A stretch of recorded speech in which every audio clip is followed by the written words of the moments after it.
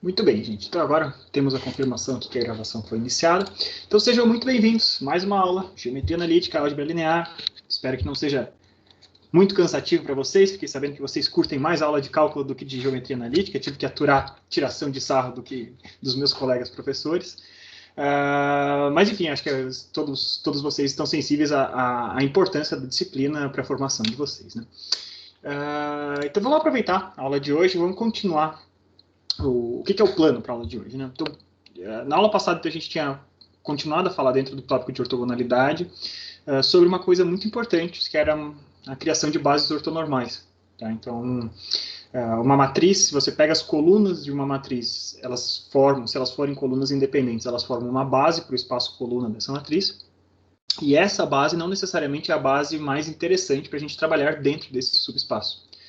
Trabalhar dentro de subespaços, sempre que possível, a gente vai desejar trabalhar com bases ortonormais, bases compostas por vetores que têm todos o mesmo comprimento, de módulo 1, vetores unitários, e todos eles ortogonais uns com relação aos outros. Tá? Esse tipo de representação por bases ortonormais tem diversas vantagens, né? Um dos destaques das escolhas das bases cartesianas que a gente utiliza para R2 e para R3, né? Elas são bases ortonormais quando a gente pensa nos vetores unitários I, J e K em cada uma das direções cartesianas. E elas têm vantagens porque, bom, sempre que a gente tem uma base, a gente tem representação de qualquer coisa como um vetor, uma representação única desse cara dentro de uma base. Tá? Então é isso que quer dizer ter uma base, porque a gente tem um número mínimo de vetores necessários para preencher o mesmo subespaço. Então, quando a gente tem esse número mínimo de vetores, qualquer vetor desse subespaço será uma combinação, poderá ser expresso como uma combinação linear única desses vetores, já que são todos independentes. Muito bem.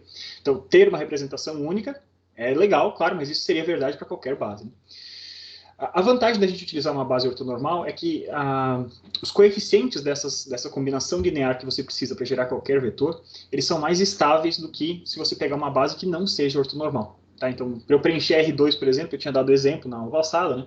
Eu poderia ter dois vetores que são levemente desalinhados, existe, sei lá, 2 graus entre eles, tá? No plano R2 eu consigo medir isso. Se eles não estão alinhados, eles conseguem preencher R2, combinações lineares desses dois vetores preenchem, de fato, todo o espaço R2.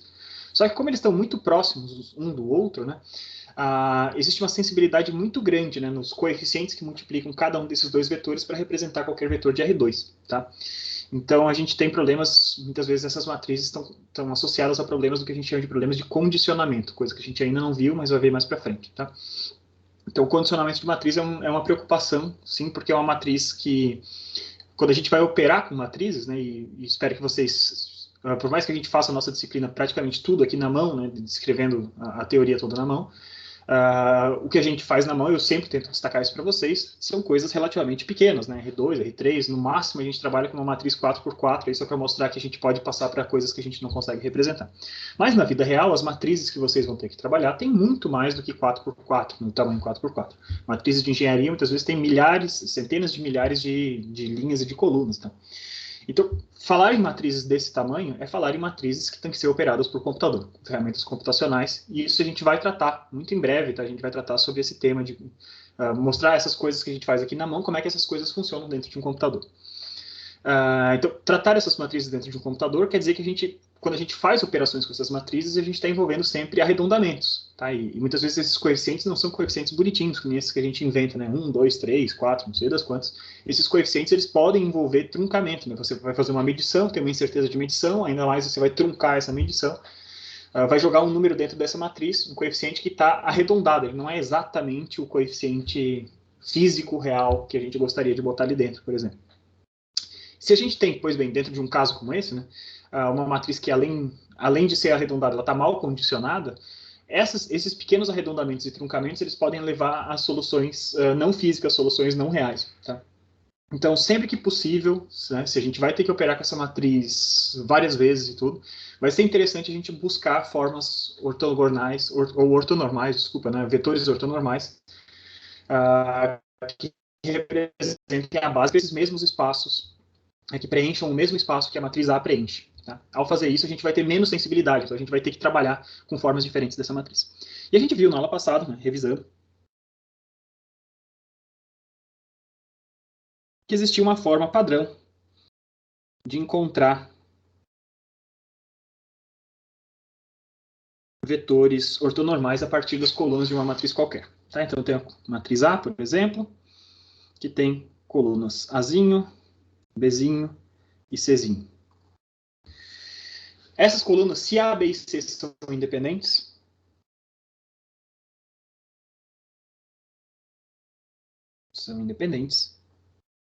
então eles formam uma base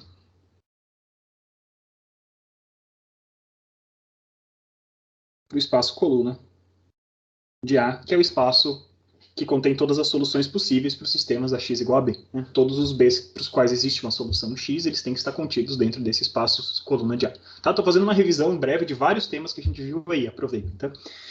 Então, se esses caras são independentes, eles formam uma base para CA. E a gente quer agora encontrar, então, uma base ortonormal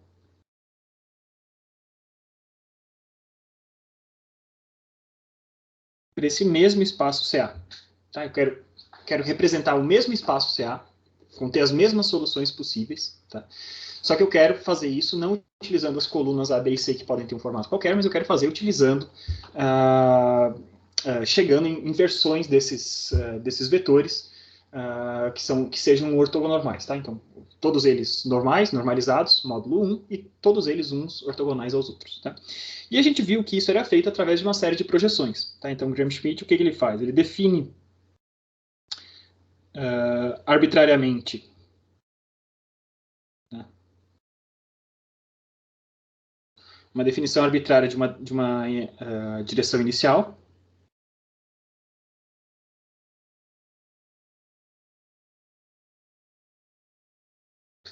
Então, por exemplo, a gente pode dizer que o Azinho vai ser a minha primeira direção azão. Tá?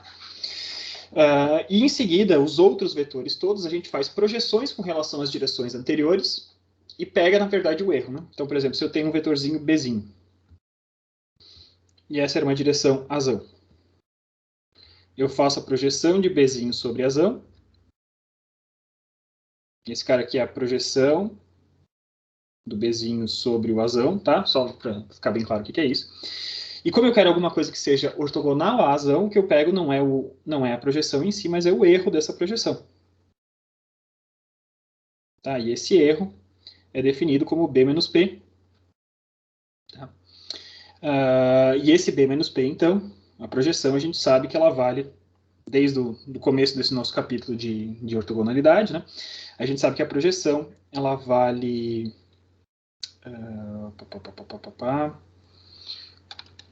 qual era o formato que eu tinha adotado por último ali para mostrar para vocês? Tá. Então, a gente tinha então essa direção azão, produto interno com Bzinho, direção azão, produto interno com ela mesma, tudo isso na direção de A. Então, a projeção é alguma coisa que está na direção de A. Né? Logicamente, é um escalar que multiplica esse A. Então, a projeção de Bzinho sobre isso então, é esse produto escalar dessa direção azão pelo B e dividido pelo A transposto vezes A. Tá? Então, o erro, ou seja, a nova direção, a direção Bzão que a gente quer, vai ser a direção do erro, porque o erro é ortogonal a A, e isso vai ser simplesmente o próprio vetorzinho B original menos esse terminho de projeção. Opa. ATB, ATA, vezes A. E em seguida a gente faz isso para os outros vetores que tiverem na base. Então, se a base tem 3 vetores, a gente tem 3 passos. Se a base tem N vetores, a gente tem N passos para fazer esse cara. Então, por exemplo, se eu tivesse um vetorzinho Czão, e agora eu tenho 2 direções já ortogonais, por enquanto, Azão e Bzão. O que eu tenho que fazer? Eu vou projetar ele sobre A, vou projetar ele sobre B, e o vetor que é ortogonal aos dois é esse vetor que está descontando as 2 projeções. Tá? Então, estendendo essa lógica, é difícil desenhar em 3 dimensões aqui, né, esses caras, tá? Mas basicamente o que a gente tem vai ser o vetorzinho Czinho original, menos a projeção de Czinho sobre A, e menos a projeção de Czinho sobre B. Esses vetores todos, né, vocês podem duvidar, mas façam as contas aí, todos esses vetores serão ortogonais uns aos outros. Tá? A gente vai fazer isso N vezes, né? Tantas vezes quantas forem necessárias. E a gente chegou, então, em um conjunto de A, B e C, que são ortogonais. Por enquanto, só consertamos os ângulos desses caras. E por fim, em Gram-Schmidt, para a gente chegar numa versão que a gente gostaria que todos os vetores tivessem o mesmo tamanho, que isso também é uma coisa interessante de acontecer em bases, tá? Quando um vetor tem um tamanho muito maior que o outro, isso também pode causar problemas de representação de matriz. Então, o que a gente faz? A gente normaliza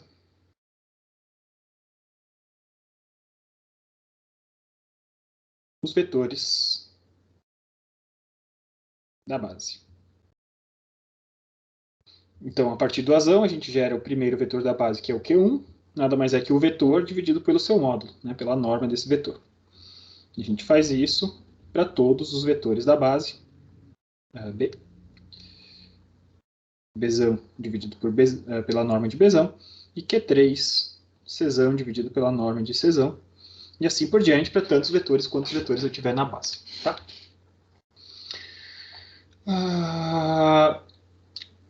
Muito bem, então o que aconteceu? Né? A gente utilizou o Gram-Schmidt, a gente saiu, né? Com esse processo de Gram-Schmidt, a gente fez o quê? A gente saiu de A e chegamos em Q. Quem que é Q? Q é uma matriz ortogonal, né? Lembre-se que uma matriz ortogonal é uma matriz cujas colunas são todas ortonormais, tá? Então, Q é uma matriz ortogonal cujas colunas preenchem o mesmo espaço coluna preenchido pelas colunas de A, tá bom? Então é isso que a gente estava querendo falar. Então, o que a gente fez? A gente pegou A e chegou em Q. A gente já fez isso para eliminação de Gauss, né? Mas é bom a gente se lembrar, é bom a gente ter noção que a gente pode fazer isso para qualquer outro tipo de coisa. Então, se eu fiz operações sobre a matriz A até chegar numa outra matriz que me interessa, né? Na verdade, o que a gente estava fazendo, isso aqui está associado, então, a uma outra faturação, a uma nova fatoração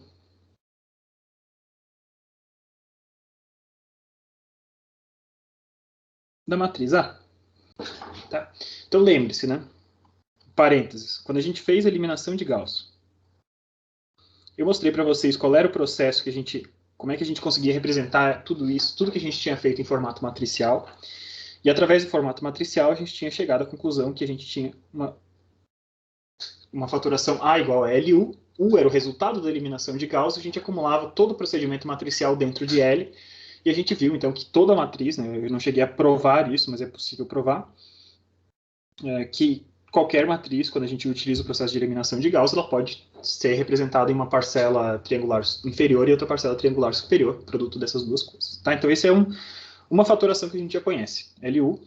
E associado a ela, a gente também viu depois, né, a gente estendeu, também existia a fatoração LDU. Qual que era a diferença das duas? Seguimos tendo L triangular inferior, U triangular superior, só que na fatoração LU, nas diagonais da matriz U, a gente tinha os pivôs que a gente utilizou na eliminação de Gauss, e enquanto na matriz L a diagonal era de uns, né? Então, para ficar mais elegante esse negócio, para essas duas parcelas triangulares terem um formato semelhante, para terem uns nas diagonais, a gente passou para essa fatoração LDU, onde o D armazena só os pivôs, L armazena, então, com uns nas diagonais, o que foi feito em termos de eliminação, e a matriz U é basicamente o resultado da eliminação dividido pelos pivôs. Tá? Então, ficava separado assim.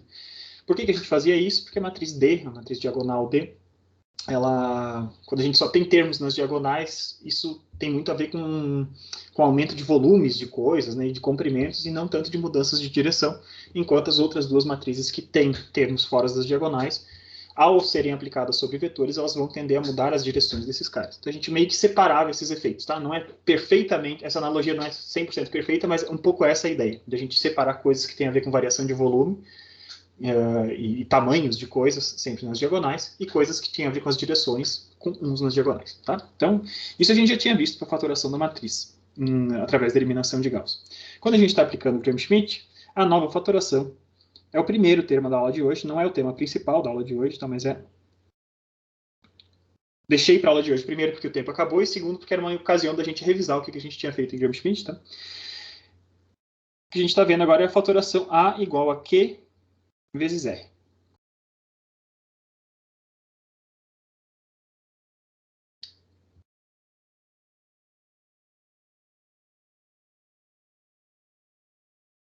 Tá bom?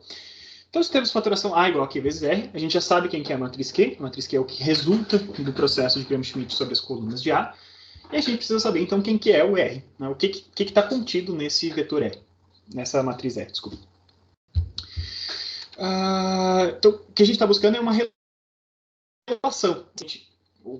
Pelo que eu tenho que multiplicar essa matriz Q para eu voltar até R. Tá? Então, a gente vai ter que revisar, né? Vamos pensar o que acontece durante o processo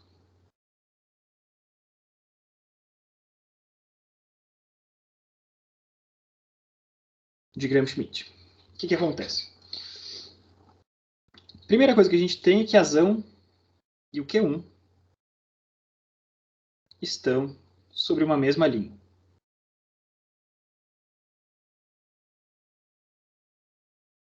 Como a gente tem a liberdade, como todas as colunas são independentes, no processo de Gram-Schmidt a gente não tem por que priorizar uma coluna com relação à outra. A gente pega a primeira coluna como sendo a coluna de referência. Então a primeira coluna, Azinho, é o que a gente considera como Azan. E daí a gente pega simplesmente essa direção, esse vetorzinho ali, e divide pela norma dele. E essa vai ser simplesmente a direção, esse primeiro vetor. Tá? Em seguida, seguindo adiante no processo de Gram-Schmidt, né, o que a gente tem é o seguinte. Então, a gente tem umas observações. Em seguida, a gente sabe que Azim e Bezim, e depois Azão e Bezão, e também Q1 e Q2, todos esses caras estão em um plano.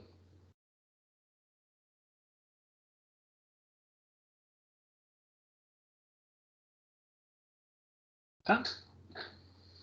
Não estou contando novidade nenhuma, né? Tudo bem, eles estão num plano, show de bola, maravilha, tá? Na hora que a gente começa a estender isso, eu tenho dois vetores, né? Dois vetores determinam um plano. Mas o que é interessante a gente pensar é que eles determinam um plano de duas dimensões, né? Portanto, alguma coisa em duas dimensões, seja qual for o tamanho do espaço total que a gente tem. Então, eu posso ter um vetor com 100 coordenadas. Se eu tenho dois vetores, né, com 100 coordenadas, esses dois caras estão dentro de algo de dimensão 2, que mora dentro de um espaço 100-dimensional. Tá? E assim por diante. Tá? Então, a gente vai pensar que Azinho, Bzinho e Czinho, e posteriormente as versões ortogonalizadas desses caras, A, B e C, e as versões ortonormalizadas desses caras, Q1, Q2 e Q3, estão em um mesmo espaço, ou subespaço, né? Vamos botar subespaço para ser mais rigoroso aqui, né? Um mesmo subespaço de dimensão igual a 3. Tá? É assim que tem que ser, né? Obrigatoriamente isso tem que acontecer porque o que eu quero fazer é gerar uma nova base para os mesmos espaços. Tá? Então é isso que eu estou frisando aqui. Durante o processo que a gente está fazendo, os espaços que estavam sendo gerados por cada uma dessas direções individuais, e à medida que a gente vai incorporando as outras, é o mesmo espaço que a gente gerava anteriormente. Tá? Então, A1 e Q1 estão sobre uma mesma linha. Então, se eu só tivesse essa linha, essa coluna A1 ali, na hora que eu dividir ela pelo mesmo módulo, a gente está gerando exatamente a mesma coisa. Qualquer cara que mora ali dentro eu consigo representar com a nova base ortogonalizada. Se eu tivesse só Azinho e Bzinho, ao gerar as duas versões ortogonais e depois normalizar essas duas, né? Se eu passei de Azinho e Bzinho para Azão e Bezão e depois Q1 e Q2, eu estou gerando o mesmo espaço e assim por diante. Para 3, 4, n menos 1 elementos que a gente tiver, a gente vai fazer. Tá? Então vamos tentar representar as operações que a gente fez ao longo desse caminho. Então a gente tem, por exemplo, Azão. No caso ali, modelo que a gente tem 3 colunas, né? Azinho, Bzinho e Czinho. Esse cara aqui vai ser igual, então, a uma matriz Q, Q1, Q2 e Q3. Essa vai ser a minha matriz Q, que multiplica uma outra matriz. E se a gente olhar de novo o procedimento que a gente utilizou, as operações elas podem ser resumidas da seguinte forma. Tá? Tudo que está operando com relação a essa primeira direção vai pegar o vetorzinho Q1 transposto e vou multiplicar pela coluna correspondente, Q1 transposto vezes A. Depois eu tenho Q1 transposto vezes B, Q1 transposto vezes C. Fazendo o produto, né, dessas duas matrizes Q por R, vocês vão ver que a gente vai recuperar exatamente a mesma matriz que a gente tinha antes. Tá bom? Então, por que isso acontece? Porque Q1zinho, né, fazendo o produto desse carinha aqui, dessa primeira linha, Q1zinho vezes essa primeira coluna, a gente vai pegar o primeiro termo desse cara vezes esse primeiro termo. A gente vai sempre garantir que a gente mantém vivo esse primeiro termo desse cara. Q1 vezes Q1, né, por os dois pelos serem ortonormais, desculpa. Q1 vezes Q1 dá 1. Isso multiplicado pelo Azinho, voltei a ter o Azinho na primeira coluna. Tá? Na segunda coluna a gente tem o quê? A gente tem então o Q1zinho transposto vezes B. E depois o Q2zinho transposto vezes B. Vamos ver se isso dá certo? Isso tem que dar certo, porque o Q2 é quem? O Q2 é a versão normalizada, que eu reduzi o módulo, da projeção. E a projeção, como a gente recém viu, era o quê? Era o próprio Bzinho, né, do erro de projeção, na verdade. Era o Bzinho menos a projeção desse cara na direção de A. E a projeção desse cara na direção de A, ele pode ser representado como se fosse Q1zinho vezes Q2zinho transposto vezes B. Tá bom? Então, eu vou ter o Q2zinho vezes o Q1 vezes o Q1, ali em cima, é a projeção desses caras de um sobre o outro, vezes o Bzinho. Isso aí, com isso a gente vai preenchendo essa matriz, tá? Então, temos o Q2zinho transposto vezes C, e depois o Q3zinho transposto vezes C, e com isso a gente preencheu essa matriz. E para baixo desse cara aqui a gente só tem zeros. Tá? Essa aqui vai ser a minha matriz R. Basta a gente operar esses caras totalmente e vocês vão ver vão chegar nessa mesma conclusão, tá? Esse é o formato geral dessa matriz. Então, o exemplo que a gente tinha feito na aula anterior,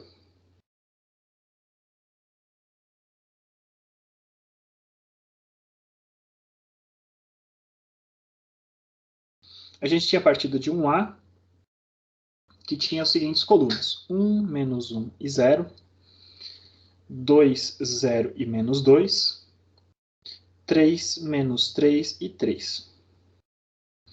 E a partir dessa matriz a gente tinha chegado na versão dos quezinhos, né? A partir desses A, B e C, a gente tinha chegado nos quezinhos que valiam 1 dividido por raiz de 2, menos 1 dividido por raiz de 2 e 0. Vocês percebem que a gente só tirou o módulo da primeira coluna. Né? A primeira coluna, se eu pegasse a norma dessa primeira coluna, a norma é raiz de 2, peguei a primeira coluna, dividi pela norma e deu, tá tudo certo. A segunda coluna tem que projetar sobre a primeira e pegar o erro de projeção. Então, recapitulem, né? Voltem lá nas notas da aula passada. A gente chegou à conclusão que esse segunda coluna normalizada valia 1 dividido por raiz de 6, 1 dividido por raiz de 6 e menos 2 dividido por raiz de 6. Tá? Façam o produto desse Q1 pelo outro, vocês vão ver que esses dois caras são ortogonais. Tá? Basta fazer o produto aí, façam, testem para provar para vocês que está tudo certo. Tá? E por fim, a terceira coluna, a gente tinha visto que era 1 dividido por raiz de 3, 1 dividido por raiz de 3 e 1 dividido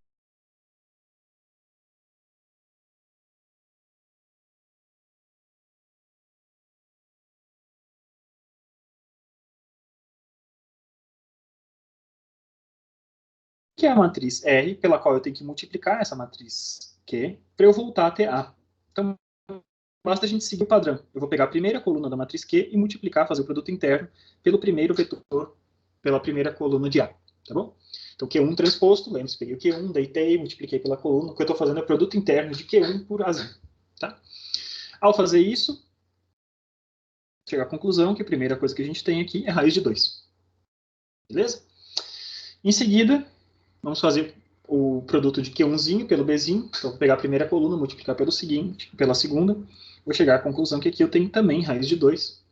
E, por fim, primeira coluna vezes o terceiro vetor de A, temos raiz de 18. Depois façam a conta, confiram, tá? Se vocês... É interessante vocês fazerem a conta. Preenchendo esses caras, eu tenho Q2 vezes Bzinho dá raiz de 6. Depois Q2 vezes Czinho dá menos raiz de 6. Zeros e zeros. E depois eu tenho raiz de 3. Essa vai ser minha versão, minha matriz R associada a esse cara. Tá? Façam o produto desses dois caras, vocês vão ver que a gente recupera de novo a matriz A do jeito que a gente precisava recuperar. Tá? Essa é a faturação. Muito bem, muito bom, muito bem. Mas para que a gente está fazendo isso, né? O que é a vantagem da gente ter uma matriz A transformada numa matriz Q e R? A gente tem que lembrar das propriedades. Então,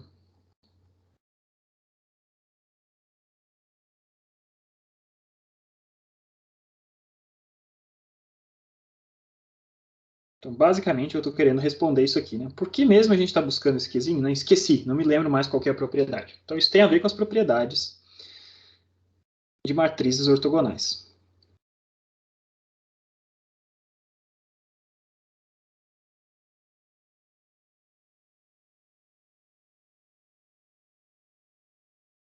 As matrizes ortogonais, a gente sabe que Q vezes Q transposto vai ser igual a identidade, tá? Por conta da estrutura dela, né? E Q transposto vezes Q também da identidade. Então, na verdade, a gente não precisa, né? Se a gente tem matrizes quadradas, tá? Para uma matriz Q quadrada, Q transposto é igual a Q na menos 1, matrizes M por M. Tá? Por que eu digo M por M? Porque se essas matrizes forem retangulares, ainda assim eu consigo fazer o processo de ortonormalização, só que Q vezes Q transposto dá alguma coisa de uma dimensão, e Q transposto vezes Q dá alguma coisa de outra dimensão. São matrizes inversas no sentido... eu não posso pré e pós multiplicar e obter exatamente a mesma coisa, porque as dimensões não casam. Tá? Então, existe um conceito que chama matriz inversa à esquerda, por exemplo. É uma matriz que te dá a identidade quando você multiplica ela à esquerda da matriz original, por exemplo. Tá? Então, mesmo para matrizes retangulares, isso funciona também.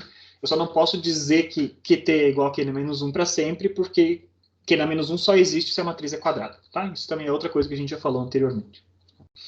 Então, beleza. Por essas propriedades, a gente sabe que é interessante a gente ter uma matriz com esse formato ortogonal, porque achar a inversa é algo que geralmente demanda muito tempo de cálculo, muito custo computacional. E quando a gente já fez o processo de ortogonalização dessa matriz, a inversa dessa versão ortogonal é simplesmente transpor a matriz, o que não tem custo nenhum. Tá? É simplesmente um custo de programação, entre aspas. Né? Na hora de você operar uma matriz, se você quer operar ela pela sua transposta, você opera por linhas ou por colunas e inverte o que você estava fazendo. Então vamos ver o que acontece quando a gente... Digamos que eu tenho, né? Cheguei numa faturação que é R, tá? Então, fiz uma faturação A igual a QR. E agora eu vou olhar para um processo que a gente utilizou. Por exemplo, mínimos quadrados. Fazendo o link com o tema anterior do próprio capítulo, tá? Então, vou tentar fazer mínimos quadrados utilizando essa faturação que é. O que a gente fazia nos mínimos quadrados? Então, vou chamar aqui mínimos quadrados. No caso geral, mínimos quadrados fazia o seguinte, né? Ax igual a b não tem solução. Tinha mais linhas do que colunas, eu tenho mais equações do que variáveis, está super restringido esse negócio, então não existe, né, para um determinado b, esse b não mora dentro do espaço coluna de A. O que eu faço? Estou perdido? Não, no mínimos quadrados, basicamente, ele nos propunha fazer o seguinte. Pré-multiplica por A transposto, essa equação inteira. Na hora que você pré-multiplica por A transposto, o que acontece? Esse carinha aqui passa a ser alguma coisa quadrada, tá? A matriz era M por N. Se eu peguei transposto, virou N por M, esse cara virou N por N. E esse cara aqui virou quadrado. E esse cara aqui é como se fosse uma projeção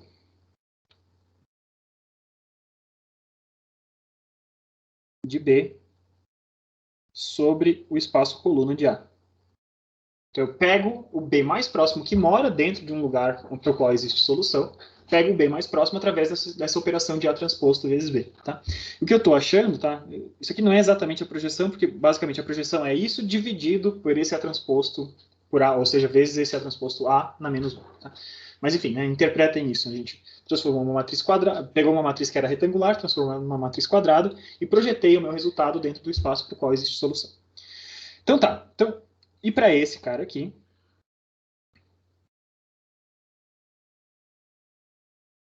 sempre haverá solução,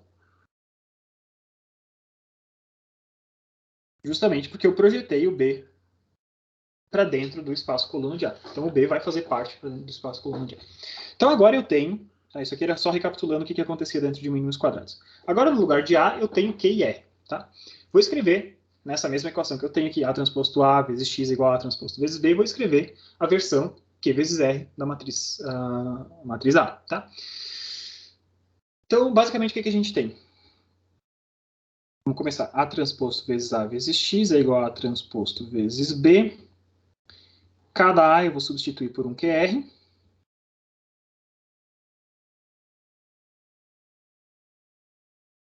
Da seguinte maneira. Tudo bem? E agora, o que a gente vai ter?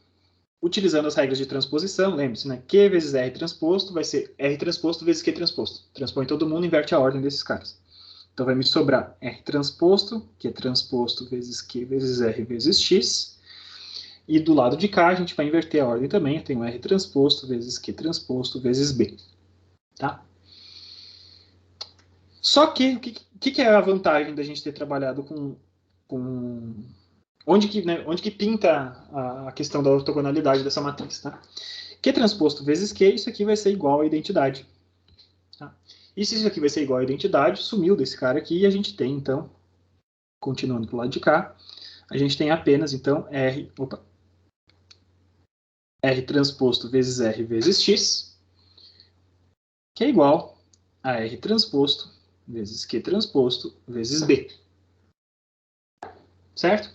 Só que aqui você observa que tem o R transposto do lado de cá, eu tenho R transposto do lado de cá.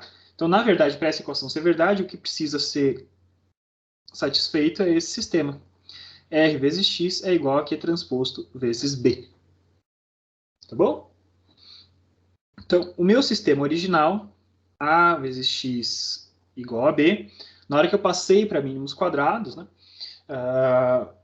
a solução de mínimos quadrados do meu sistema vai ser obtida através dessa matriz R vezes X é igual a Q transposto vezes B.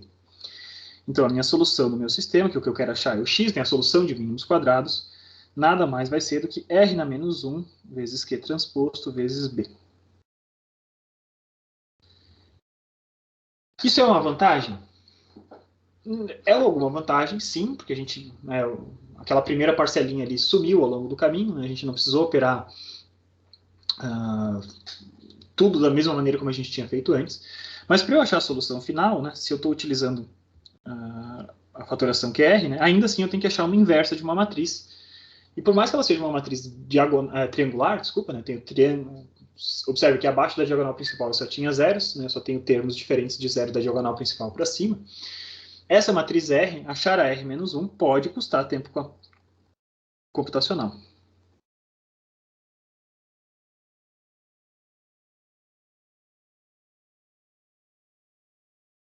Tempo de máquina de processamento, tá? Então, assim, não é que a gente resolveu a nossa vida como um todo, né? Mas é interessante a gente ver que ao longo desse processo de mínimos quadrados, o nosso sisteminha ali, que a gente tinha escrito, A transposto vezes A vezes X é igual a transposto vezes B, por conta das propriedades de matrizes ortogonais, ele muda um pouquinho a cara, a gente chega numa versão equivalente, que é R vezes X é igual a Q transposto vezes B. Tá? Esse Q transposto vezes B, a gente tem que pensar certinho o que está acontecendo, tá? Quando a gente lembre-se que isso também foi uma coisa que a gente comentou, né? O Q transposto, qualquer matriz Q, qualquer matriz ortogonal, quando você multiplica por um vetor, ela não muda a norma desse cara. Então a norma de B é exatamente igual à norma de Q transposto vezes B. O que você está fazendo simplesmente é fazendo os produtos internos dos Qs pelos Bs e tal, quando a gente está fazendo isso. Então são meio que operações de projeção, mais uma vez, do que você está fazendo, tá? Então é simplesmente uma visão daquilo que a gente pode fazer utilizando fatoração QR para o contexto de mínimos quadrados. Beleza, gente? Tranquilo? Ficou alguma dúvida desse processo de Gram-Schmidt, da fatoração QR?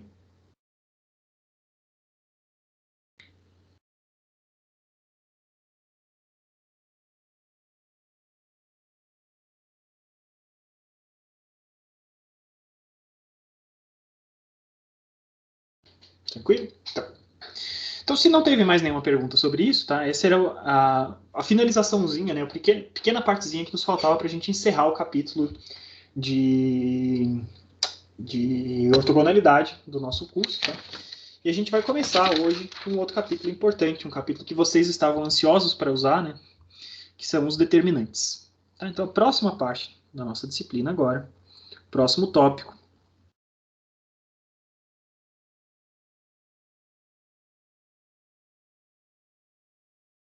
a gente vai falar sobre determinantes.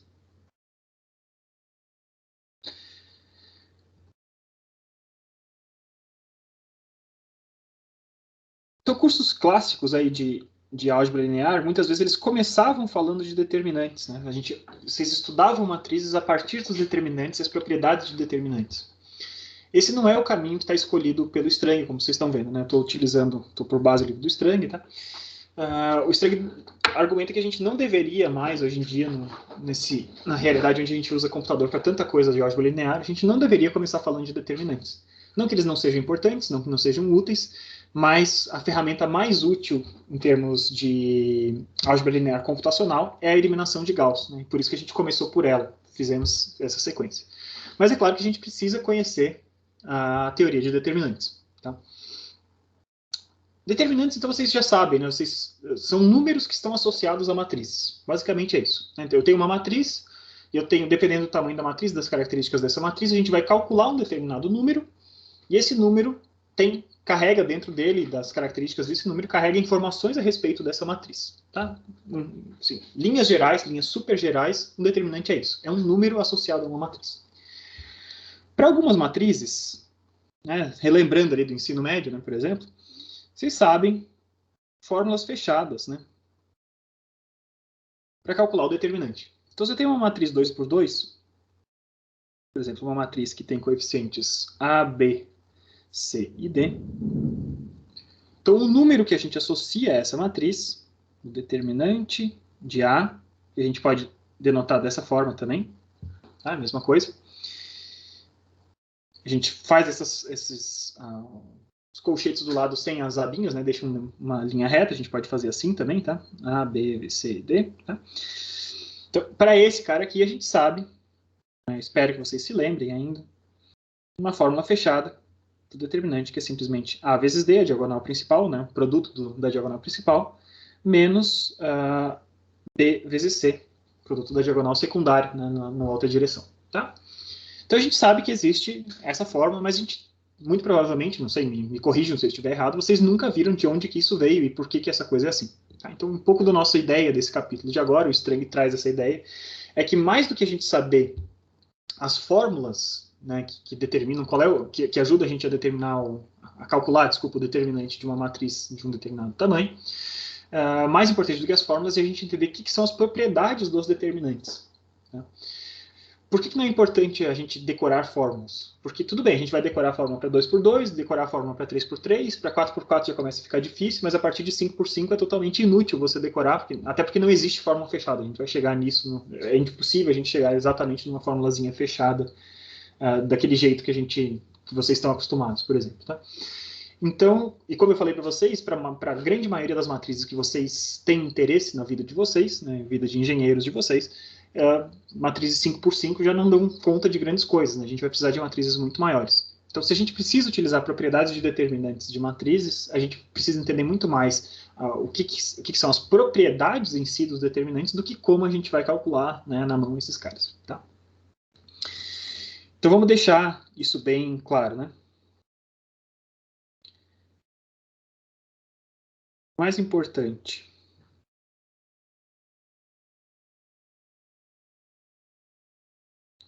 que fórmulas de cálculo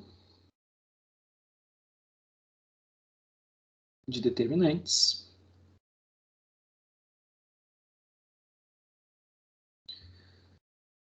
são suas propriedades.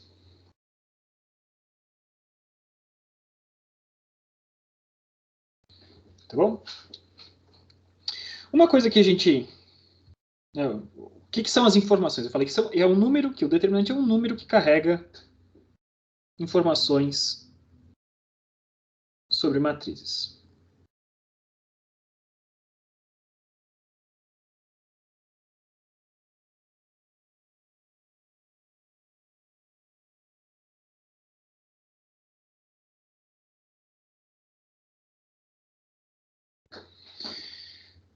Uma coisa importante, por exemplo, se você pensa numa matriz singular. O que era uma matriz singular? Alguém se lembra? Não tem matriz inversa.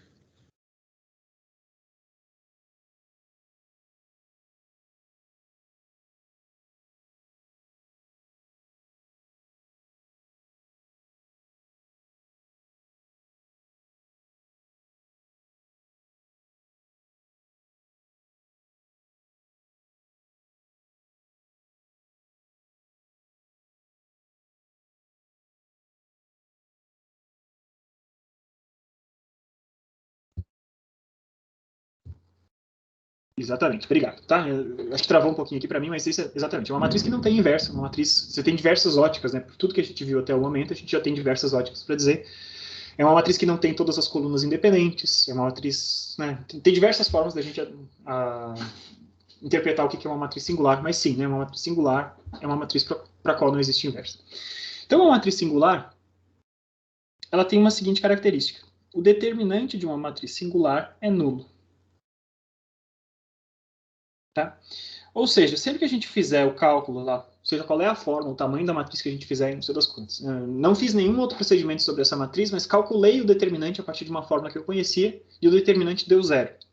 Então eu já sei que não existe matriz inversa. Tá? Então isso já é uma propriedade bacana. Né? Então se para mim tiver à mão aí o determinante, né? Ao invés de eu gastar tempo tentando achar uma matriz inversa, antes de eu começar a fazer esse procedimento, talvez valha mais a pena eu fazer, olha, calcula o determinante desse cara. Se esse determinante der zero, nem vale a pena você calcular tentar achar a inversa, né, através de um procedimento como Gauss-Jordan, por exemplo. Tá? Então, a matriz singular, determinante igual a zero. Por outro lado, outra informação que a gente tem, se existe A na menos 1, então se é uma matriz invertível, tá? Outra propriedade que os determinantes têm é o seguinte: o determinante da inversa vai ser o inverso do determinante da matriz. Tá bom? Então, existe inversa para essa matriz, show de bola. Sei o determinante da primeira matriz, então eu já sei de antecedência qual que é o determinante, qual que tem que ser o determinante da matriz inversa. Tá? Então isso é outra propriedade interessante. Tá? A gente vai voltar a falar sobre algumas dessas propriedades, mas é legal já deixar desde o começo, né, algumas coisas importantes para que coisas que a gente já tem informações a gente pode utilizar as informações das propriedades do determinante. Tá? Uma boa notícia para vocês é que a parte de determinantes não está totalmente descolada da parte de eliminação de Gauss. Existe uma conexão entre os determinantes e os pivôs da eliminação.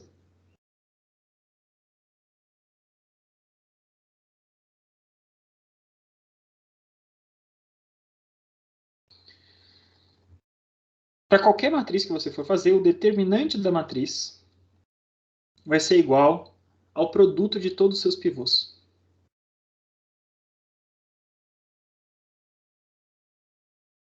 Tá?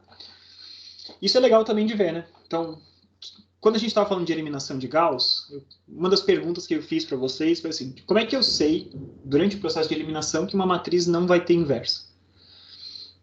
Então, uma das respostas possíveis para vocês, né, era o seguinte: então, se eu estiver fazendo o processo de eliminação, né, e mesmo tendo feito perguntas que eu quiser tudo, não tem como escapar, vai pintar um zero numa posição de pivô, fica clara essa conexão desses dois caras. Né?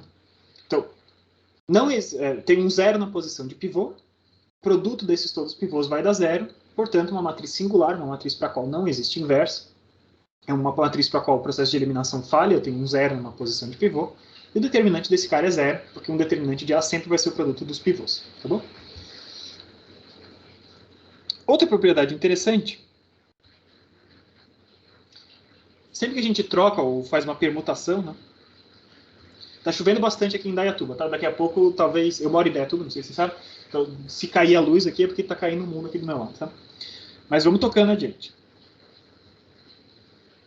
Quando a gente tem uma troca ou uma permutação de linhas, o determinante inverte o sinal.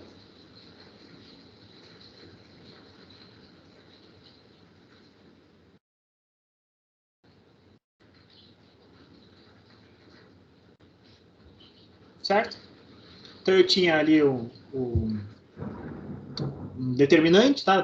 A matriz estava ali, calculei para a matriz A tem o determinante dessa matriz, aí fui lá e troquei duas linhas dessa matriz, né? Troquei a segunda pela terceira, tá?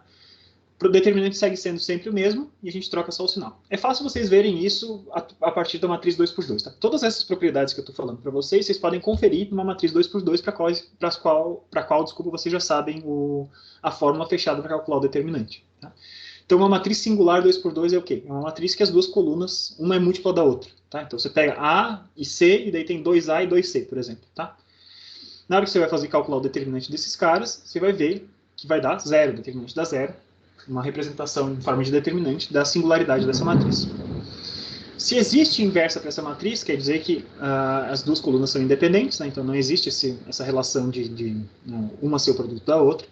Portanto, esse determinante vai ser ali, alguma coisa diferente de zero. Tá? Então, pode botar ali, confiram esse cara ali, vai dar certo também, que vai dar uma coisa diferente de zero se existe a inversa dessa matriz.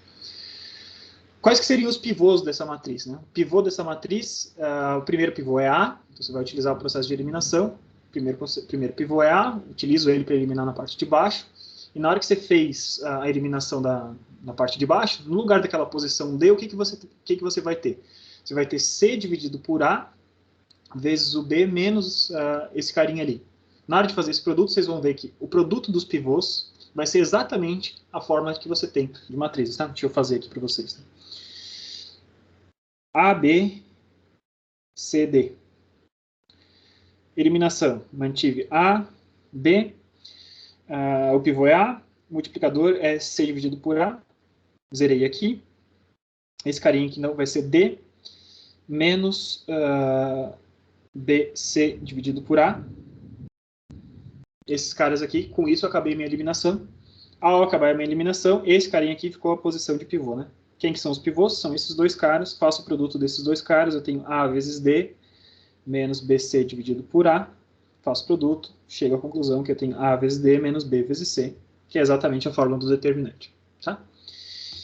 Então, o que é bacana, tudo bem, isso aqui vale para matrizes 2×2, mas isso vale para matriz de qualquer tamanho. Matriz 1 milhão por 1 milhão vai valer também. Se você fizer o processo de eliminação, tem todos os pivôs nas diagonais, faz o produto desses caras, dá o determinante da matriz. Tá? Então, vocês podem conferir todas essas propriedades que eu estou escrevendo aqui a partir dessa forma de matriz 2×2. Tá? Quer ver a troca por notação de linha, né?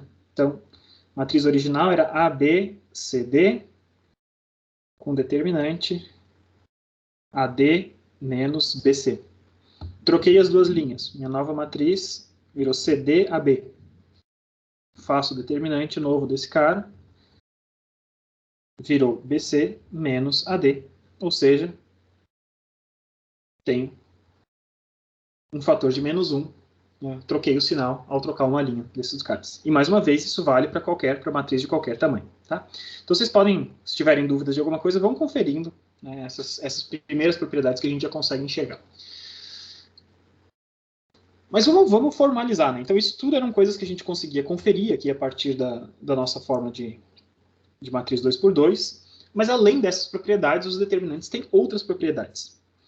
Então, o que eu vou fazer agora? Eu vou fazer uma lista das propriedades do determinante.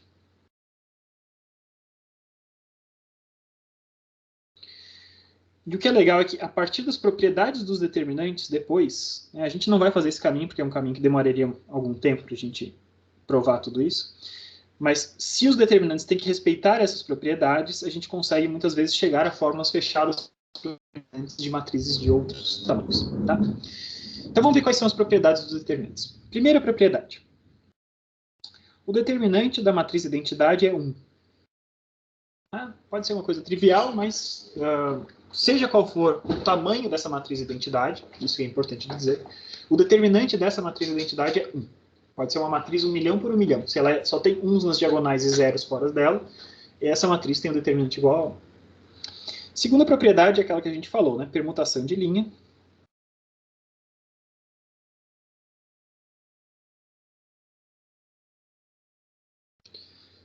Inverte o sinal do determinante.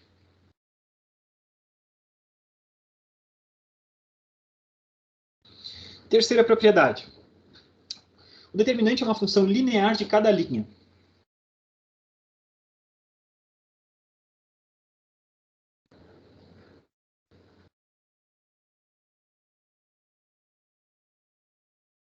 Função linear de cada linha da matriz. O que eu quero dizer com isso? Então eu pego a matriz A, B, C, D. Tá? Estou começando sempre com o exemplo 2 por 2, mas isso vai valer para qualquer tamanho. Tá? Eu pego e multiplico uma linha por um escalar. Tá? Então, a primeira operação que eu estou fazendo sobre isso é multiplicação de uma linha por escalar. Sempre que a gente fala em linearidade, o que a gente está falando é sobre isso, né? Multiplicar por um escalar e somar duas coisas, tá? Então é basicamente isso. Então estou multiplicando uma linha por escalar, basicamente o que eu tenho é o seguinte. Peguei a primeira linha e multipliquei por um escalar t. Tá? Então no lugar de eu ter A, eu tenho t vezes A, no lugar de eu ter B, eu tenho t vezes B. E a segunda linha permaneceu igual. O determinante desse camarada vai ser t vezes o determinante da matriz original. Então observe, eu multipliquei uma linha pelo escalar t. Se eu tivesse multiplicado as duas linhas pelo escalar t, ele sairia 1t da primeira linha e 1t da segunda linha, ficaria t ao quadrado vezes o determinante dessa matriz. Tá? Então essa é a primeira operação, que determina a linearidade. E a segunda operação, claro, tem a ver com alguma coisa de soma. Então eu tenho a soma de linha com linha.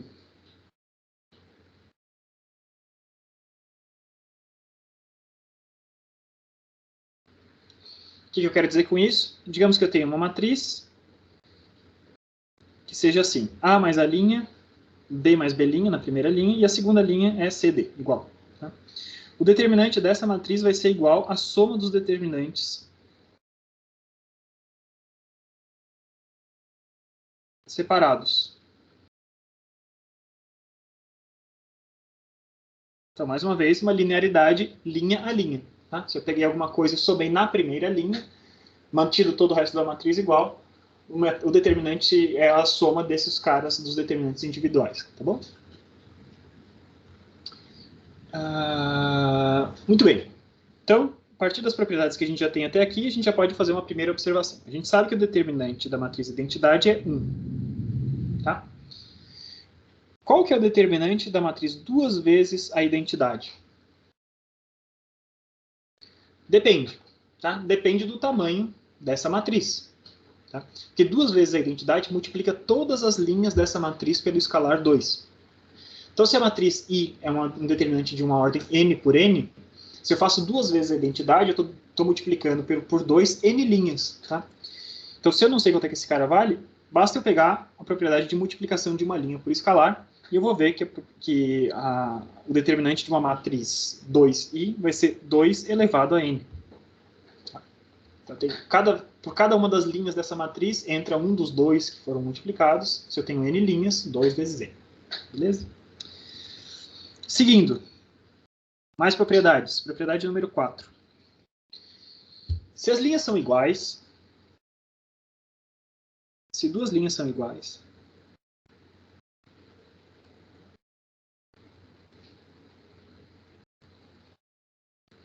então o determinante dessa matriz A é igual a 0. Ou seja, não existe inversa, A é singular, tudo que a gente já tinha visto antes, tá? Então, uma forma da gente conferir diretamente, bater no olho numa matriz, para ver se essa matriz, às vezes é simples, né? Olho para essa matriz, eu vejo que eu tenho duas linhas que são idênticas, eu não preciso nem tentar fazer nada com ela. Então, se uma matriz tem esse formato, AB, AB, as duas linhas são iguais. Esse camaradinho aqui, determinante de A, tem que ser igual a 0. Tá bom? Mesmo que eu não soubesse o formato de cálculo desse cara, utilizando as propriedades anteriores, eu conseguia chegar nessa mesma consequência. Tá? Digamos que a matriz A tivesse um determinante, então tem um valor determinante de A. Na hora que eu troco duas linhas, eu inverto o sinal. Mas ao trocar duas linhas, se essas duas linhas são iguais, a mesma matriz é a mesma. Então eu teria que ter o determinante de A é igual ao determinante de menos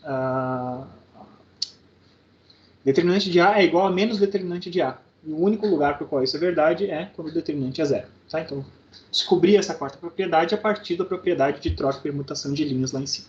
Tá? Então, só um exemplo de como que a gente pode construir essas propriedades sobre as anteriores. Quinta propriedade.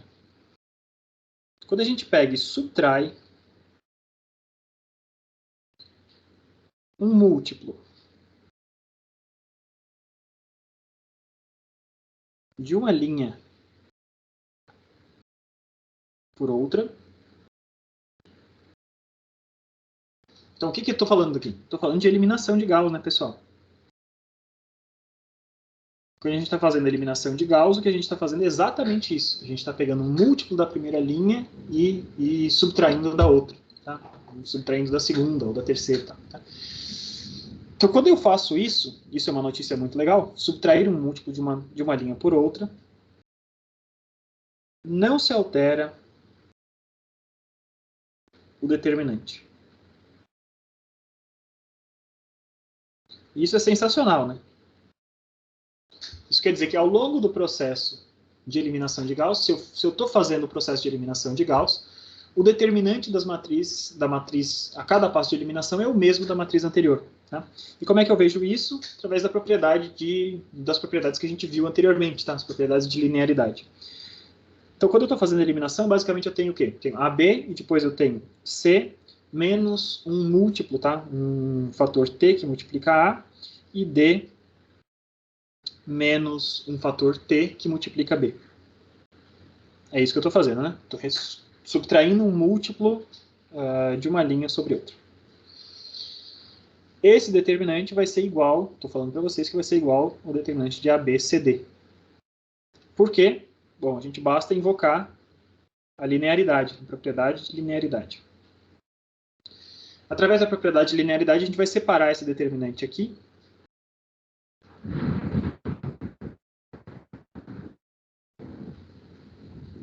TB. A gente vai separar esse determinante em algumas partes diferentes.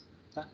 Lembre-se que é linear linha por linha. Então eu posso separar, a primeira linha continua igual, né, como sempre, e eu posso deixar, então, CD, e os termos do restante eu posso jogar no outro lado. Então eu tenho AB menos TA menos TB. Certo? E esse determinante aqui, esse carinha aqui, ele vai ser igual ao quê? Perceba que eu tenho uma linha que está multiplicando, tem um coeficiente que está multiplicando a linha, posso jogar esse cara para fora, então esse cara vai ser a mesma coisa que menos T vezes AB, isso eu podia fazer também por conta da propriedade lá que eu tinha, só que eu tenho agora uma matriz que tem duas linhas iguais, então esse determinante é igual a zero. Então tudo isso aqui é igual a zero, esse carinha aqui ficou igual àquele. Tá? Então, foi provado utilizando a propriedade de linearidade e a propriedade de múltiplos por uma linha ali. As duas partes da propriedade de linearidade ficou provado que a gente não altera o determinante de uma matriz ao longo do processo de eliminação de Gauss.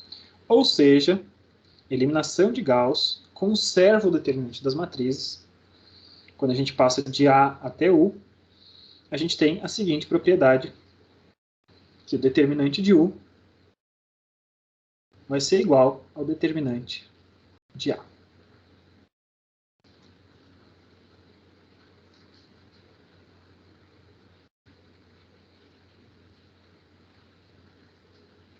Isso é uma propriedade importante, tá? Propriedade muito importante, que nos mostra como, mesmo o número que a gente associa à matriz, né? Lembre-se, o determinante é um número que carrega informações sobre a matriz. Esse número, essa informação que está carregada dentro do número, está conservada através da aplicação dessas propriedades, dessas ferramentas de eliminação de Gauss. Seguindo adiante, sexta propriedade.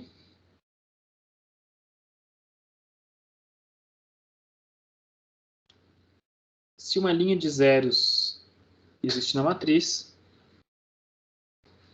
então o determinante de A é igual a zero. Tá? Então, pega uma matriz, tem uma linha inteira de zeros, o determinante desse cara é nulo. Beleza. Também pode se ver por diversas outras propriedades que a gente tinha visto em si. Agora uma propriedade muito bacana. Se A é triangular, Eu só tenho termos diferentes de zero ou para cima ou para baixo da diagonal principal. Tá bom? Então, para um dos lados ali eu tenho zeros. Então, o determinante dessa matriz A vai ser igual ao produto dos termos nas diagonais. A11, A22, A33, até ANN. Tá? Ou seja, o produto dos termos nas diagonais.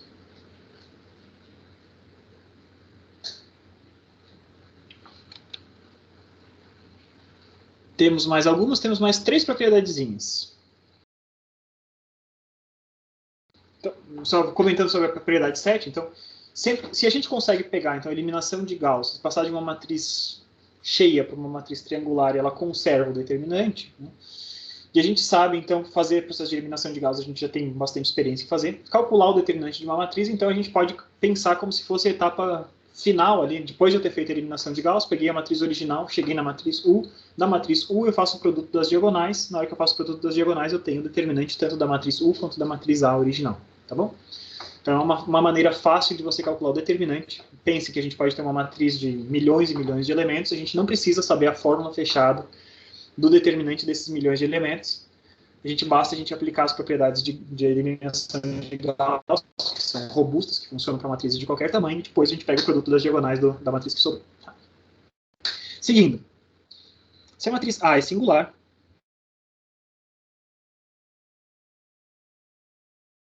o determinante de A é igual a zero.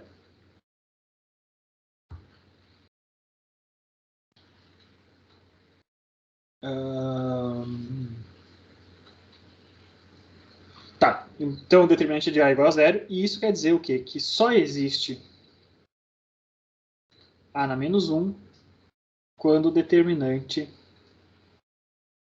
de A é diferente de zero. Tá? É a mesma coisa. Vamos dizer, se A é singular, determinante de zero, C e somente C, só vai existir inversa quando o determinante for diferente de zero. E essa propriedade está relacionada com propriedades que a gente viu anteriormente.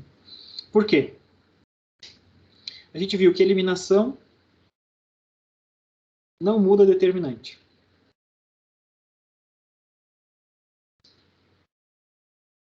Tá? Como ela não muda determinante, se eu for fazer eliminação dentro de uma matriz singular, a gente já sabe que vai aparecer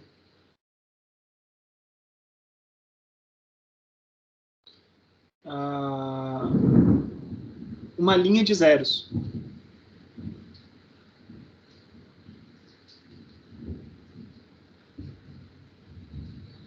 Ao aparecer uma linha de zeros, nesse momento que apareceu uma linha de zeros, pela propriedade 6, uma matriz que tem uma linha de zeros tem determinante igual a zero, pela propriedade da eliminação não mudar as propriedades desse cara, então sempre essa matriz teve determinante igual a zero. Tá? Beleza.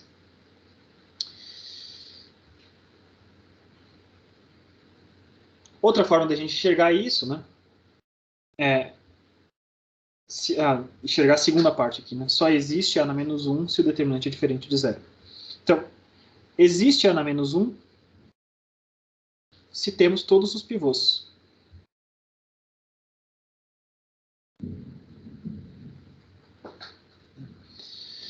Se a gente tem determinantes, se a gente tem em todos os pivôs e o processo de eliminação não altera esses caras, pela propriedade lá do determinante de uma matriz diagonal ser só o produto das suas diagonais, a gente consegue achar, então, o determinante de A como sendo a soma de todos, o produtório de todos esses caras, né? O A e I, todos eles. Tá?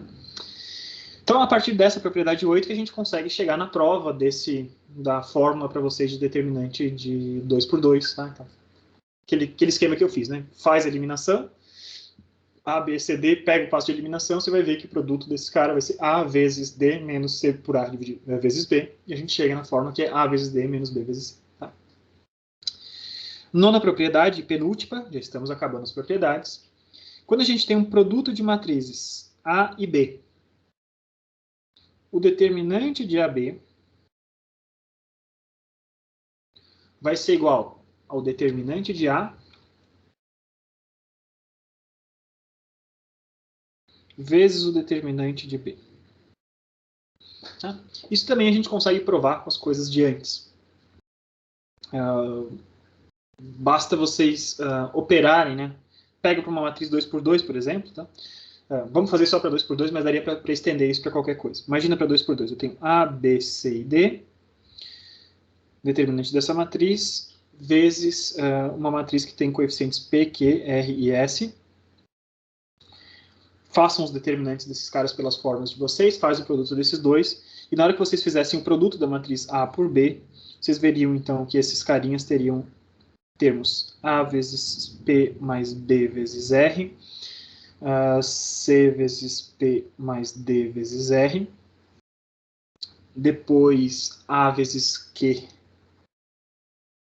mais B vezes S, e depois C vezes Q mais D vezes S. Vocês vão ver que é exatamente a mesma coisa. O determinante do produto é igual ao produto dos determinantes. Né? E a partir dessa propriedade, a gente vê de onde que vem a história lá do determinante da inversa ser o inverso do determinante. A gente tem A na menos 1 vezes A vai me dar a identidade. A primeira propriedade que a gente tinha, que é o determinante da identidade vale 1. Então esse cara vai ser igual ao determinante de A na menos 1 vezes A. Então a gente sabe que 1 vai ser igual ao determinante de A na menos 1 vezes o determinante de A.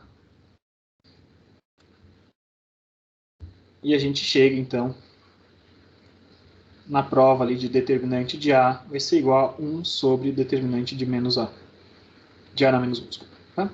Então, um é o inverso do outro. Beleza. A partir dessa propriedade também, a gente tem outra coisa interessante, tá? Se A for invertível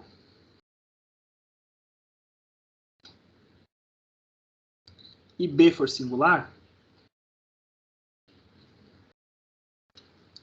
essa propriedade nos permite dizer que A vezes B será singular.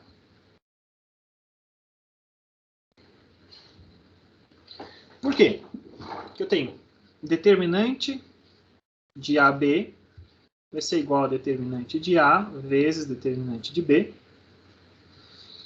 Se a matriz A é invertível, o determinante de A é diferente de zero. Tá? Esse carinha aqui vai ser diferente de zero.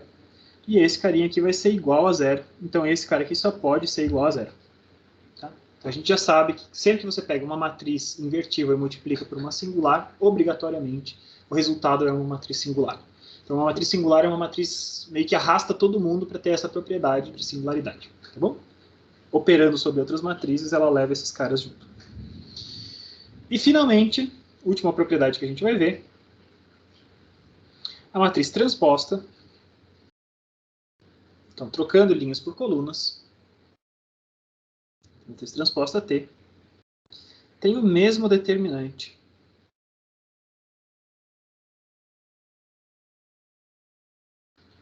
de A. Tá? Testem, então, isso com a sua forma de 2x2. Né? Então, vocês vão ver que uma matriz A, B, C, D, determinante dessa matriz vai ser a mesma coisa que AC, BD. Certo? Então, para essa formazinha a gente já sabe. Outra decorrência dessa propriedade agora, interessante, né? Se A é singular,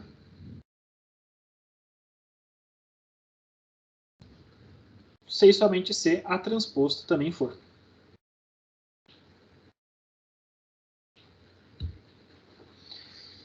Troquei linhas por colunas, né? Poderia pensar, selecionei um determinado conjunto de coisas, a matriz ficou singular, mas se eu trocasse as linhas e colunas, talvez esse cara resolvia. Não tem como, porque na hora que a gente inverte esse cara, a transposta tem o mesmo determinante do original, então a transposta também vai ter determinante igual a zero, então segue tudo sendo singular. Tá?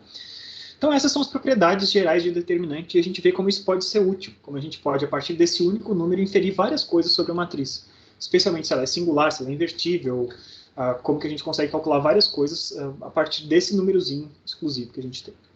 Então o que a gente não falou até agora é talvez a coisa que vocês estejam esperando com que a gente começasse, né? Como que a gente calcula determinantes. Então o próximo assunto é calculando determinantes.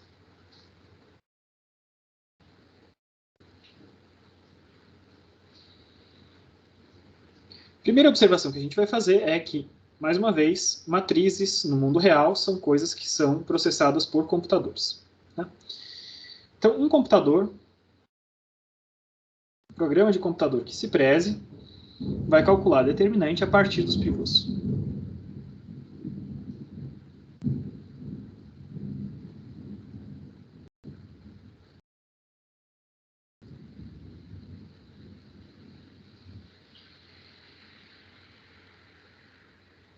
Quando você vai pedir, então, para um programa de computador calcular o determinante de uma matriz, a menos que seja uma matriz que tenha um formatinho pequeno, com fórmulas bem definidas, né? O que ele vai fazer? Ele vai fazer a eliminação de Gauss, ele vai pegar os pivôs, vai fazer o produto dos pivôs da matriz U e vai te cuspir quanto é que vale o determinante dessa matriz. Tá? Então, tudo que a gente estava vendo até agora, né, vocês podem achar... o Thiago falou, né? A propriedade 6 também para colunas. Sim, Thiago, se você tem uma coluna de zeros, ela também faz com que a gente tenha determinante igual a zero, porque a transposta mantém a mesma coisa. Desculpa, não tinha visto antes, acho que perdi uns 2 minutos. Né? Então, calculando determinantes. O computador vai fazer isso através dos pivôs. Só que a gente tem mais de uma forma para calcular isso. Tá? Quando a gente tiver que fazer na mão, né, para esses caras, para alguns caras, a gente consegue, pelo que o Strang chama de Big Formula. Tá? A fórmula grande, a fórmula que a gente decora lá.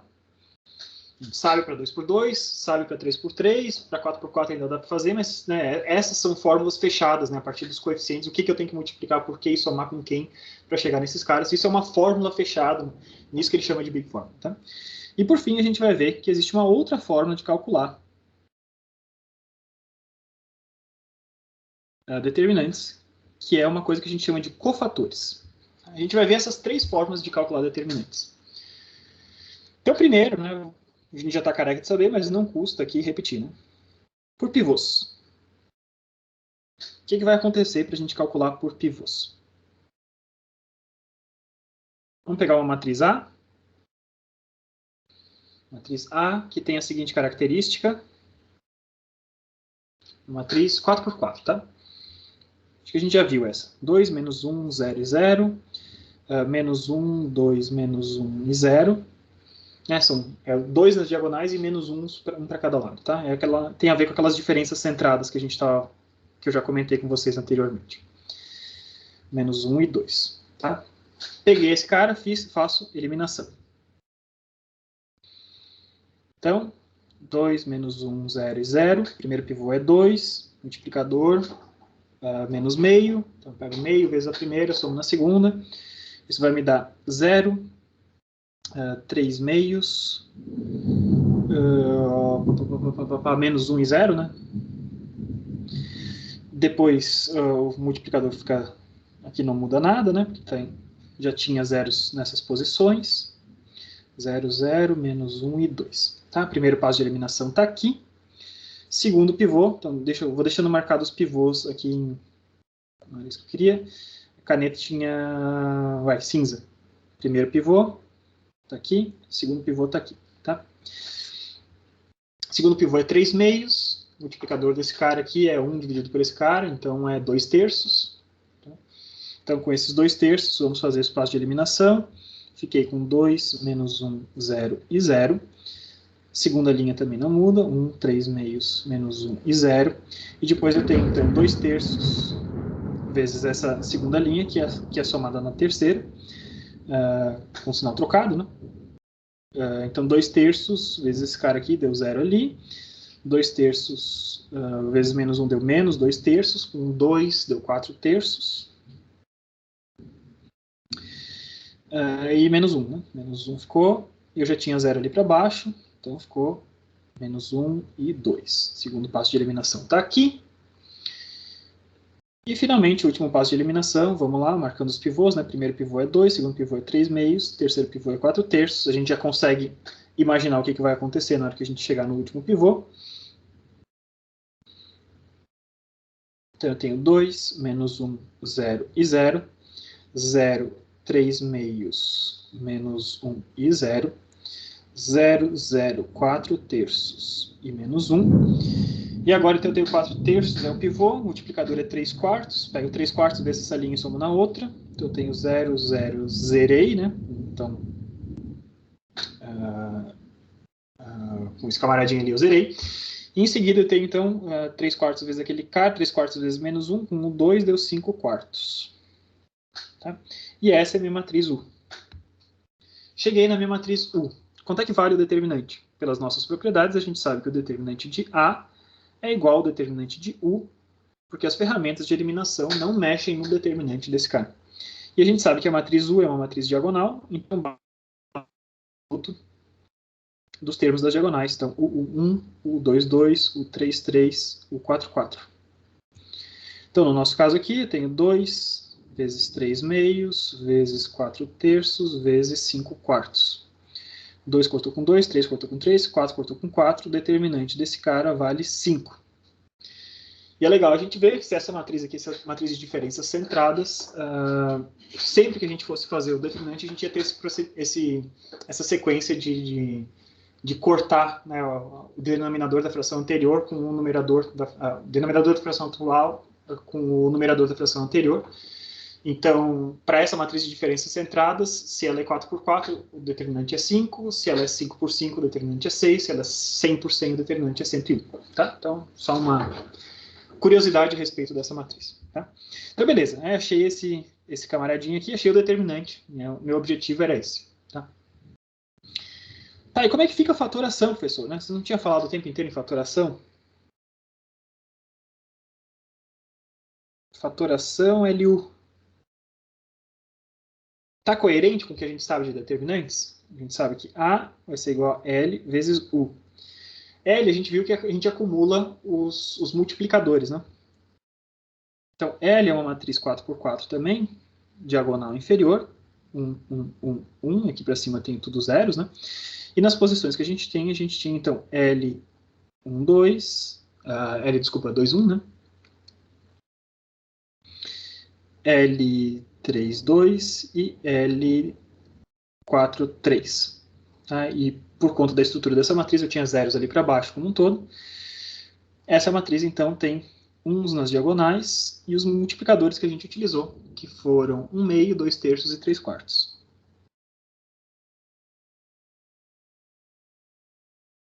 E o restante dessa matriz é tudo zero. Tá? Isso aqui está coerente com o que a gente sabe sobre determinantes? Ora, o determinante de A vai ter que ser igual ao determinante de LU, e pela propriedade que a gente viu, teria que ser igual ao determinante de L vezes o determinante de U. O determinante de L, a única coisa que falta a gente saber é se o determinante de L está coerente com o resto. Né? O determinante de U a gente sabe que tem que ser porque as ferramentas de eliminação não alteram o conteúdo do determinante. Então, o determinante de L a gente precisa conferir, e basta a gente ver que é uma matriz diagonal, uma matriz triangular, desculpa, e a gente faz, então, o produto das diagonais, e esse determinante de L, que é igual a Lzinho 1, 1, Lzinho 2, 2, Lzinho 3, 3, Lzinho 4, 4, esse cara vale 1. Mais uma forma da gente enxergar, né? Se a gente sabe que toda matriz A pode ser decomposta em LU, e o L tem essa característica de ter 1s nas diagonais, mais uma forma da gente enxergar que o determinante de A vai ter que ser igual ao determinante de U.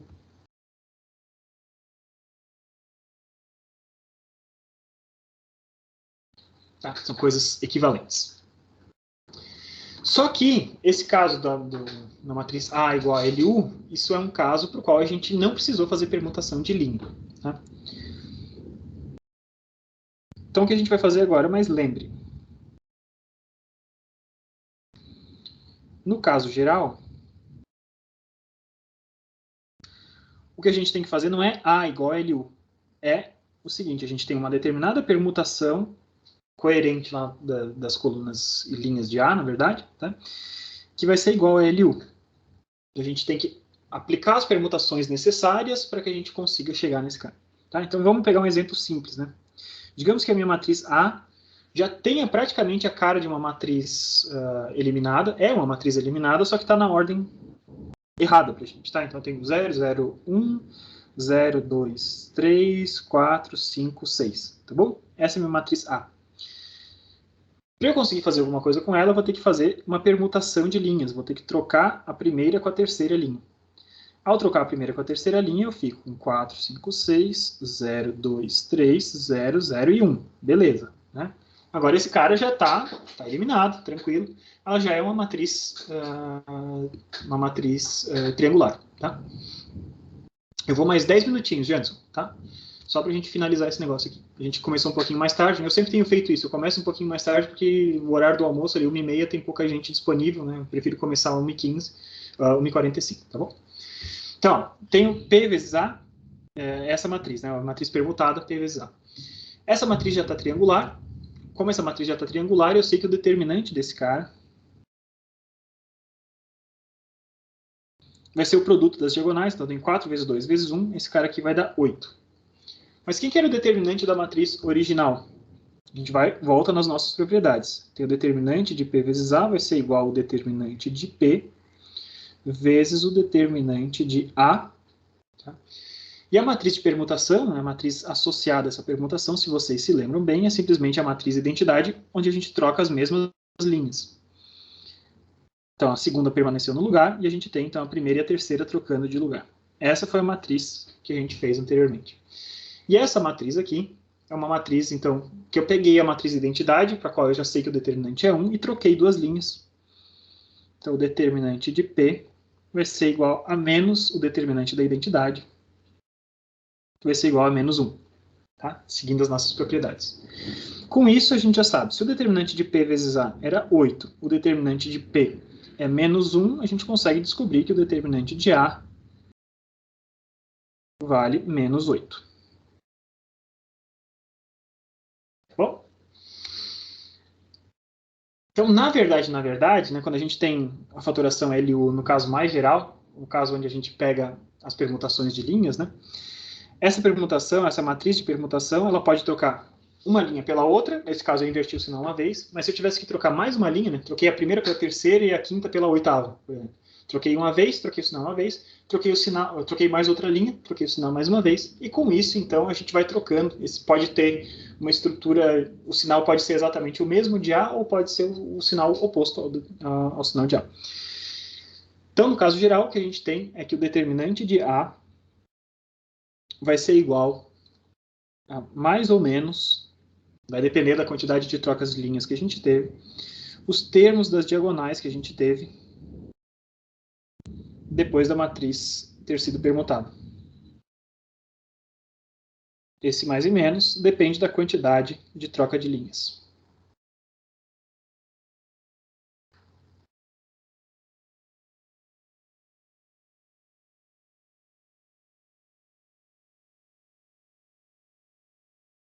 Tá? Então, essa é uma fórmula geral aqui para o determinante de A.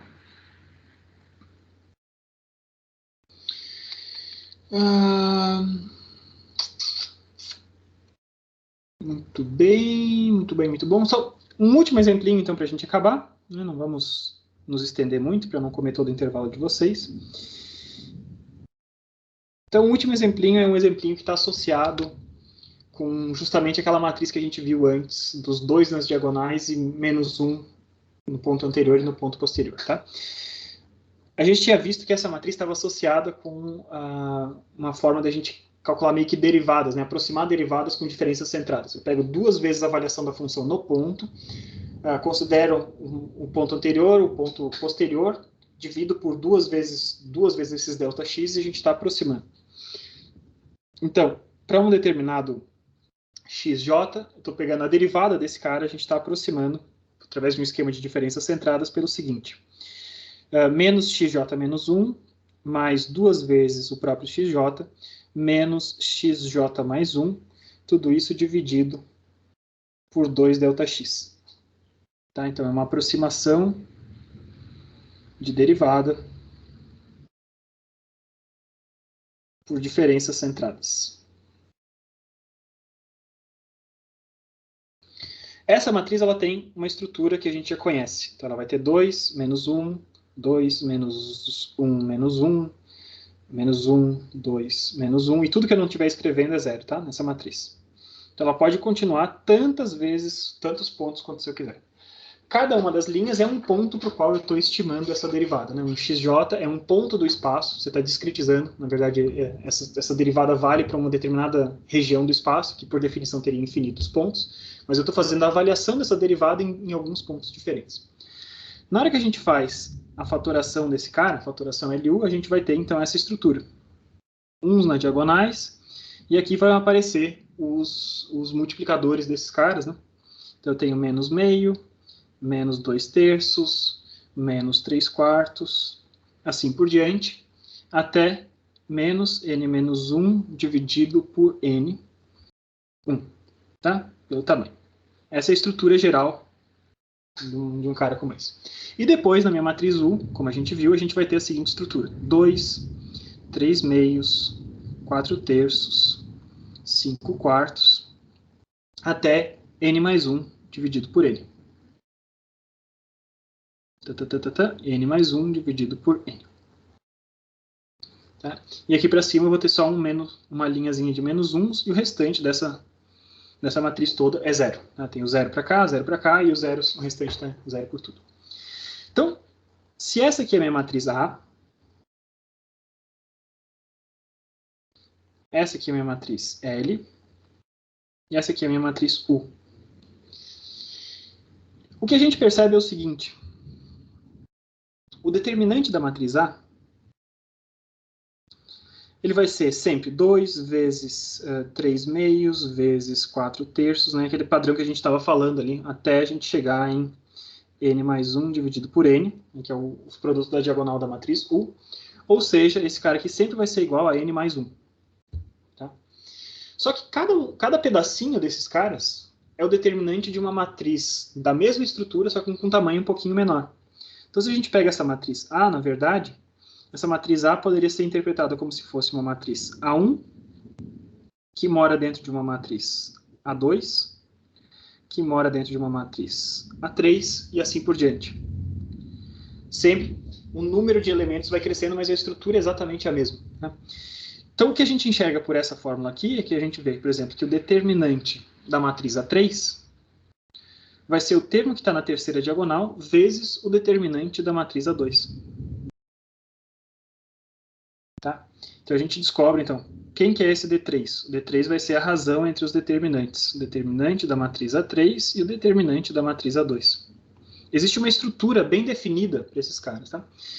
Então, para essa matriz desse jeito, a gente sabe que os termos das diagonais, diagonal na posição K, vai ser igual ao determinante da matriz que inclui esse camaradinha dividido pelo determinante da matriz imediatamente inferior, com um elemento a menos.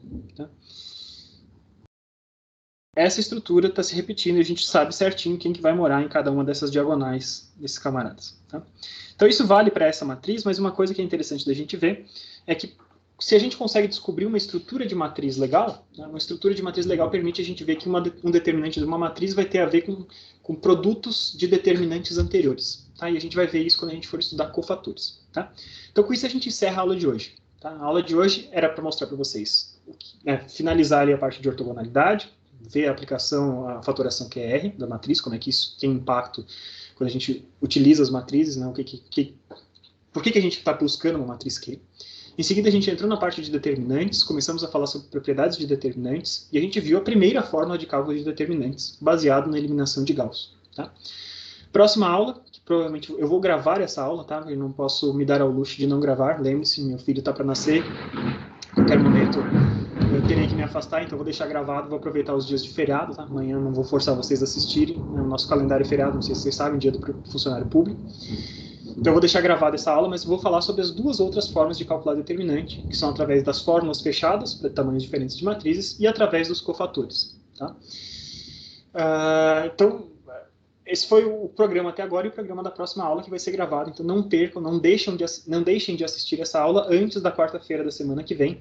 Essa outra aula vai falar sobre as diferentes formas de calcular determinante. E na quarta-feira da semana que vem a gente continua com outros temas. Gente, Muito obrigado pela atenção de vocês. Valeu aí por terem estendido um pouquinho o intervalo de vocês. Nós começamos mais tarde. Eu dei um pré-intervalo. Antes da aula, a gente deu um pouquinho de intervalo. Muito obrigado, gente. Espero que não tenha sido muito chato. Espero que tenha sido, pelo menos hoje, comparável com uma aula de cálculo. Valeu, pessoal. Até mais. Valeu, professor. Obrigado pela aula. Bom feriado.